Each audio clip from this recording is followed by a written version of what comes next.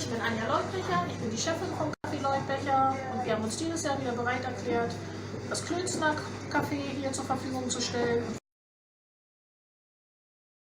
Und für mich bedeutet Freiheit, dass wir uns auch mal den Luxus gönnen können, einfach spontan zu sagen, wir nehmen uns mal eine Auszeit, machen mal 2 Tage zu.